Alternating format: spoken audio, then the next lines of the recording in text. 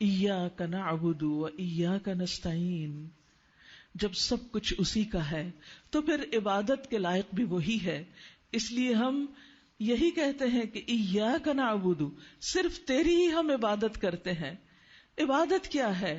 عاجزی کے ساتھ اللہ کے سامنے جھک جانا، اپنے دل کے ساتھ، اپنے دماغ کے ساتھ، اپنے جسم کے ساتھ، اپنی ہر چیز کے ساتھ اپنے آپ کو اللہ کے سامنے کمزور سمجھنا، عاجز سمجھنا، بندہ سمجھنا، اور اس کے سامنے سجدے میں گر جانا، اور اس کے سامنے اپنی ناک رگڑنا، اپنے ماتھے اور اپنی پیشانی کو زمین پہ رکھ دینا، اور انتہائی عاجزی کا مظاہرہ کرنا.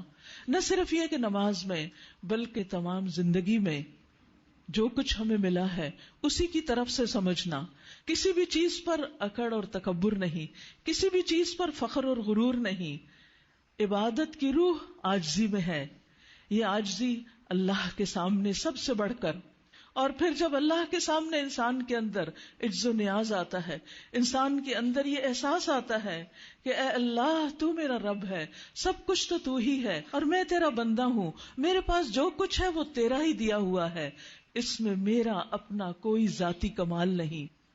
ہم جب بندوں کی تعریف کرتے ہیں تو کس لیے کرتے ہیں؟ اس لیے نہیں کہ جو کچھ انہوں نے کیا وہ ان کا اپنا کمال ہے.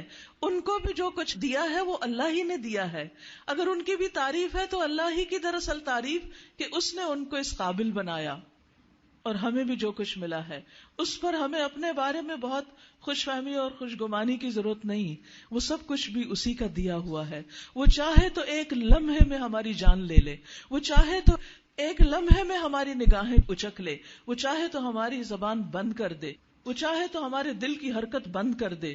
وہ سب کچھ کرنے پہ قادر ہے.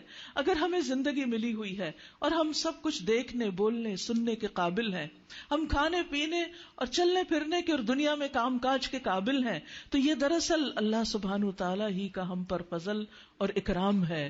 اس لیے ہمیں اس کے سامنے عاجز بندہ بن کر رہنا چاہیے، اور سجدوں کی کثرت کر دینی چاہیے، ذکر کی کثرت کر دینی چاہیے، اور سجدے میں سر رکھتے ہوئے اس کے آگے بالکل ایک عاجز غلام کی طرح جھک جانا چاہیے. صرف ماتھا ہی نہ جھکے، سر کے اندر جو کچھ خیالات ہیں وہ بھی اس کے آگے جھک جائیں، اور ہمارے دل کے اندر جو کچھ ہے وہ بھی اس کے آگے جھک جائے، اور عملی زندگی بھی اس کی مرضی کے مطابق ہو جائے. لہذا عبادت صرف تیری ہی ہم کرتے ہیں، اور حقیقت یہ ہے کہ عبادت کا مستحق بھی وہی ہے. اور صرف عبادت ہی نہیں، وَإِيَّاكَ نَسْتَعِينُ، اور صرف تجھ سے ہم مدد چاہتے ہیں، اس لیے کہ تو مدد کرنے کے قابل ہے.